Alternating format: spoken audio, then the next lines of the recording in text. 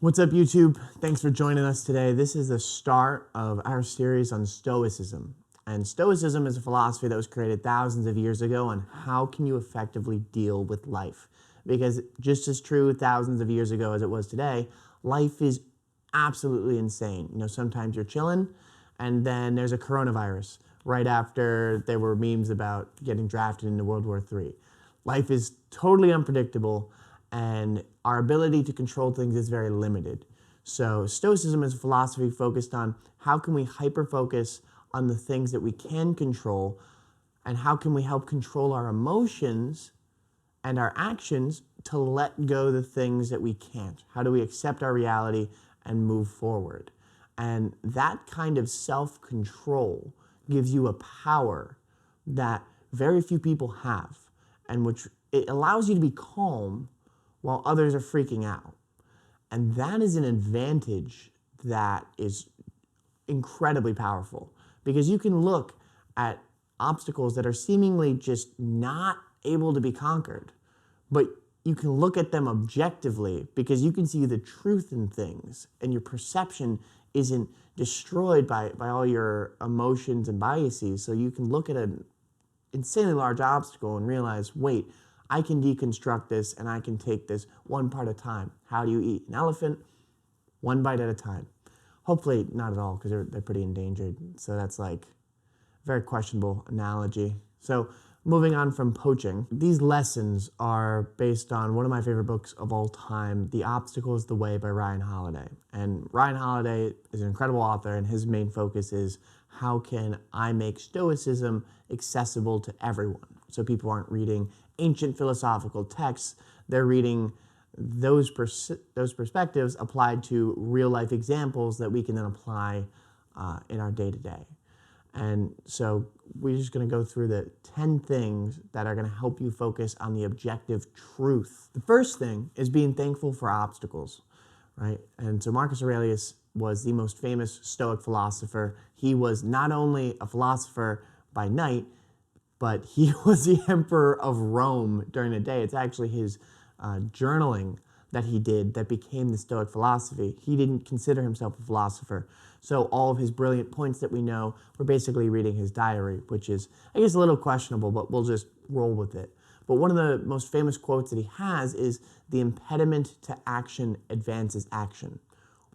What stands in the way becomes the way." So essentially, whatever obstacle is in your path, it's going to force you to become better in order to overcome it, and therefore, obstacles are a good thing. And that's why Ryan Holiday, the author of Obstacle is the Way, has Obstacle is the Way tattooed on his forearm as a constant reminder that, look, this obstacle that you're currently facing, it's a good thing. And one of the most famous people who embodied that is John Rockefeller, who was the wealthiest man in American history, and very close to being the wealthiest man who ever lived in any time period ever. So a pretty successful guy, because every time there was a massive panic, and you can hear Warren Buffett talking about this these days, that everyone freaks out and the perceptions are colored by the fact that the economy is crashing. But Rockefeller, who was also losing money and having his businesses crash and experiencing all the same things that everyone else around him was, he was able to hyper-focus on the objective reality, figure out how to best navigate instead of just panicking and freaking out. So with each panic, anyone that could be competition for him was nearly wiped out, and he would leapfrog over them because of his ability to control his emotion and see that each of these obstacles were making him better. And his thankfulness for those obstacles was the main thing that was part of his perception that allowed him to keep that calm head. Second main point is recognizing your own power, because there are going to be plenty of times in your life where you feel powerless, but no one is ever truly powerless if they're alive. You can be much less powerful than you were. For instance, Nelson Mandela was sentenced to 27 years in prison because he was opposing an apartheid government. And today with our morality, unless you happen to be a neo-Nazi watching our channel, in which case I think you ended up on the wrong side of YouTube, I would go back to from whence you came. But most of us, today, realized, apartheid's a terrible thing and that should never happen. But that was not the commonplace thinking. He was put in jail for his beliefs and his actions against the government. But he knew that from prison, that while he was much less powerful than when he was out of prison, he still had some power. And he hyper-focused on what he could do, and his writings and his teachings led to his release, led to the collapse of the apartheid government, led to him becoming the first president of South Africa, constantly referred to as the father of the nation, and won him the Nobel Peace Prize. That is all focusing on what little he could do, facing prison, facing torture, facing all the things that he had to face. Because it is in our power to control our actions, our decisions, our attitudes, even if we can't control the circumstances around us. So make sure you recognize your power, however little of it feels like you have. Third thing is defy your nerves. And if there's ever a man who had just a steel constitution, it was General and then later President Ulysses Grant. He was the commander of Union forces during the Civil War when the Union was actually winning things and then won the war, unlike the previous commanders who lost all the time. So he's famous for two particular examples. One where he was looking over a battle and then a horse next to him got hit with an artillery shell. And so the horse basically exploded and he didn't even blink. He just kept looking at the battle. And then later after the war, he was sitting, I believe he was having a portrait painted of him beneath a glass ceiling that shattered and glass daggers fell from the ceiling, people running and panicking all around him, and he just sat while the glass daggers fell, and then when they were done falling, he just got up, examined himself, and continued on. Just absolutely steel nerves. Now, not necessarily saying that you're going to be like that tomorrow, but there are going to be many times when you feel intimidated by your situation, but you're not going to be able to control the danger that you're in. Now, it's not going to be nearly as dangerous, at least I hope. There are very few circumstances where your life is in danger, but you can feel threatened financially, feel threatened socially in your relationship, and you're going to feel intimidated by that situation. To be able to defy your nerves and refuse intimidation, even say out loud, I refuse to be intimidated right now. Just saying that puts you in a state where you're more likely to see things objectively. And the way that Grant was able to get up to that point is our fourth thing, which is constantly exposing yourself. Not in like the trench coat way where you're just a creeper by the playground, in a exposing yourself to things that frighten you. Exposure therapy is one of the most common ways that people overcome whatever their fear is. Are you afraid of spiders? Well, let's gradually introduce you to more and more spiders. Are you afraid of heights? Let's gradually introduce you to more and more heights. Because when NASA was training astronauts to go to the moon, they knew that there were going to be hundreds of decisions that these astronauts would have to make, where each one of them, the wrong decision could mean death. And panic in any of those decisions would pretty much guarantee dying. So that's hundreds and hundreds of potential ways that astronauts could die very publicly in front of an entire nation that's hoping for their success. And to avoid that, they constantly exposed them over and over and over and over and over again to every possible situation so that they would be prepared. So whatever it is that you fear, whatever obstacles that you're going to have to face, expose yourself, whether it is actually like sitting down with these obstacles and facing them time until you become overwhelmed and then taking a step back, or sitting down and thinking about overcoming that obstacle, whatever it is, whether it's in your mind or in reality, constantly expose yourself to these things so that your nerves will be calmer when you face them. Because when it's the 50th horse that's exploding next to you, that's a lot less scary than the first one. The fifth item is practicing objectivity. As the samurai Miyamoto Musashi said, that there are two eyes that every person has. There's the observing eye and the perceiving eye. The observing eye is strong while the perceiving eye is weak. What he meant by that is that when you say a phrase like this happened and it's bad, that sounds like an objective statement. Like, I got punched in the face and it sucked. That sounds like an objective statement, but it's actually two different statements. The objective statement is that you got punched in the face. The subjective statement is that it sucked. So every time we view things with our own emotions, our ability to view it truthfully and to be able to respond to it accurately is attacked. So one of the best ways is that whenever you're emotional about a situation, that the best way to become objective is imagine it was happening to someone else, someone that you don't care about, not that you hate them, but not that you like them, just random bystander. And now picture, all right, well, what would I do if I were in their shoes? Now that you have removed yourself from that situation, if you're giving objective advice to someone else, what advice would you give? And that advice, you should now take that for yourself to proceed. The sixth is altering your perspective. So perspective is based in two different things. Your framing, which that's the ideas and the different tenets behind how you're viewing things, and then context, which is based in how you view whatever you're viewing in relation to the bigger picture and to the larger world. So a good example of changing your framing, George Clooney, he was very much struggling to get work as an actor before he had become the famous person that everyone's mom had a crush on. So his whole thing was he would go to producers and then he wouldn't get the role and then he would get mad. He's like, man, these producers are the problem. They're blocking me from receiving work. But then he realized that a producer, it's their job to find the person that's right for the role. They have a problem that they are desperately hoping to solve. So instead of viewing producers as the problem, he viewed himself as the solution. And that change in his idea was able to get him more and more roles. So he changed the frame, the ideas behind how he was viewing what he was viewing. And for changing context, a great example is Richard Branson, multi-billionaire. Sorry, Sir Richard Branson, because he's also a knight on top of the billionaire, on top of just being shockingly handsome. He said business opportunities are like buses. There's always another one around the corner.